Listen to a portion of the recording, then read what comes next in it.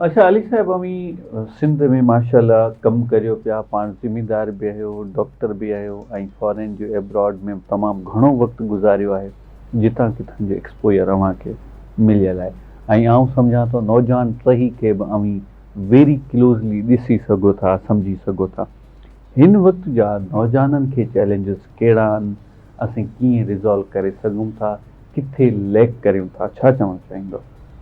Sir तव्हांजी महिरबानी, तव्हां जे भली बैकग्राउंड मुंहिंजो पसंदि ॿुधायो। मेन शइ आहे नौजवान ॿिनि कैटेगरीज़ में पाण डिवाइड कयूं। सर हिकिड़ी कैटेगरी त जीअं मूं तव्हांखे पहिरीं ॿुधायो, जेका तमामु पॉज़िटिविटी आहे, जेका तमामु हिकिड़ो रोशनीअ जो ॾींहुं आहे जेको हींअर ॿरंदो पियो वञे। ॿी हिकिड़ी कैटेगरी आहे जिन खे शायदि पंहिंजो पाण ते एतमाद कोन्हे, त उन्हनि जी जिते बि आहे गवर्नमेंट जॉब्स जे तलाश में था थियनि। सर ऐं इहा हिकिड़ी बदकिस्मती आहे त तव्हांखे मास्टर्स कयल नौजवान बि त किथे कंहिं क्लार्की में वेठा हूंदा, उहे चवंदा त भई असांखे ASI जी जॉब मिले, या असांखे उहे पैसा बि गॾु करे कर्ज़ खणी ॾींदा। ऐं चवंदो त करोड़ रुपया कर्ज़ खणी वरी उहो साॻी करप्शन करे तव्हीं बजाए हिन जे जो इन सिस्टम में पंहिंजी सॼी उमिरि गुज़ारे छॾियो। जेके माना तव्हीं अगरि कंहिं माण्हू चवनि था, जेका असीं ॾिसूं था, त जेकॾहिं कंहिं पोस्ट लाइ करोड़ रुपया ॾिनो, करोड़ रुपया उनखे रिकवर करण लाइ बि उनखे 5 साल त लॻंदा न, जंहिं माहौल में जंहिं पोस्ट में हूंदो। हाणे उहो 5 साल जी जाइ ते जेकॾहिं या त हू को स्मॉल इंडस्ट्रीज़ जे थ्रू को बिज़नेस खोले, हिते लोकल कनि पिया, असांजा दोस्त आहिनि जेके कनि पिया, जेके प्रोमोट बि कनि था इन सिचुएशन में लोकली। ऐं ॿियो त एजुकेशन एवेन्यूज़। ऐं हींअर यूरोप, ख़ासि तौर ते इटली ऐं स्पेन वारी एरिया, इटली तमामु बहितरीनु जाइ आहे। उहे असांजा दोस्त आहिनि जेके हुते तमामु सुठो कमु पिया कनि, ऐं असीं उन्हनि सां नेटवर्किंग कराईंदासीं। हूअं ई हींअर वाक जे हवाले सां असांजी सिंधी एसोसिएशन ऑफ यूरोप जा जेके नंबर आहिनि, उन सॼे पोस्टर्स ते मौजूदु आहिनि। असां सां राब्तो कनि, असीं हुननि सां कम्यूनिकेट कराईंदासीं त बजाए इहे पैसा हिते कनि, सुठा वञनि, पंहिंजे बच्चनि जो पॉज़िटिव मुस्तक़बिल कनि। त आउं सम्झां थो त उन हिकिड़ी कैटेगरी जेका ऑलरेडी एडवांस आहे, ॿी पुठिते आहे, उहा इहा शइ फॉलो करे। Doctor Ali Raza Sahib, in future तव्हांजा गोल्स छा आहिनि, तव्हां असांखे इहो ई ॿुधायो त छा हीअ जेकी सिंध सलामती वॉक आहे इहा ईअं ई जारी रहंदी, या हिन में कुझु एडिशन कंदा, या वरी ॿियो कुझु तव्हांजो प्लान आहे? प्लीज़ वॉक, तव्हां वॉक जी ॻाल्हि कनि त काफ़िलो त हलंदो रहंदो, असीं त हलंदा रहंदासीं। हीअ त हिकिड़ो माना ज़रियो आहे त असीं कम्यूनिटी गॾायूं। मेन शइ त असांजो मक़सदु आहे, पर्पज़ आहे, उहो त एवरलास्टिंग, उहो त हलंदो रहंदो। उन में इंशा अल्लाह ताला दुआ करियो त असीं इन शयुनि खे अञा वधायूं, असां वटि वसीला अचनि जो असीं माण्हुनि जी अञा एक्स्ट्रा मदद करियूं। अच्छा, एजुकेशन में केतिरी कमी ॾिसी रहिया आहियो तव्हां? त केतिरी कमी आहे असांजी सिंध में, ऐं सिंध जो जेको नौजवान आहे उहो निकिरणु बि चाहे पियो, अनफॉर्चुनेटली निकिरी न पियो सघे, त छो? यदि उन जो मूं अर्ज़ु कयो जी, 2 क्लास हुजनि, हिकिड़ो पंहिंजो पाण ते एतमाद करे थो, ॿियो जो क्लास आहे उहो डिपेंडेंसी में आहे। ठीकु, डिपेंडेंसी ख़तमु कंदव। ऑनलाइन तव्हां वटि अॼुकल्ह आर्टिफिशियल इंटेलिजेंस अची वई आहे, उन ई में तव्हां सभु कुझु, तव्हांजा सवालनि जा जवाब मिलनि था।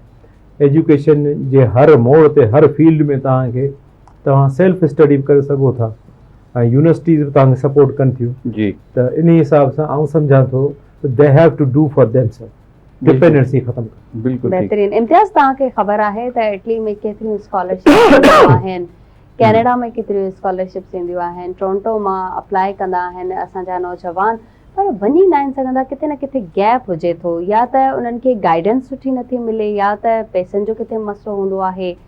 छा तव्हां छा पिया सम्झो इम्तियाज़ हिन हवाले सां, त किथे गैप आहे? सभु आउं सम्झां थो त नौजवाननि खे प्रॉपर तरीक़े सां होमवर्क करणु घुरिजे। ऐं जीअं साईं अली साहिब ॻाल्हि कई आहे, जेको ऑर्गेनाइज़ेशन ऑलरेडी उते कमु कनि थियूं, छाकाणि त उन माहौल खे उहे ई माण्हू ॼाणे सघनि था जेके उतां जा रिहाइशी हुजनि। ऐं जॾहिं हिकिड़ो नौजवान कंहिं बि प्लेटफॉर्म ते अप्लाई करे थो त पोइ उन्हनि जा नुक़्ताए नज़र उनखे प्रॉपर ख़बर नथी पए। सो बजाए इन जे जो हिकु भेरो अव्हीं अप्लाई करियो ऐं उते पास नथा थियो, मायूस थियण खां पोइ वरी अप्लाई ई नथा करियो, सही, बजाए इन जे जो तव्हां वरी अप्लाई न करियो, वराए तव्हां गाइडेंस वठो, इंस्ट्रक्शन्स वठो।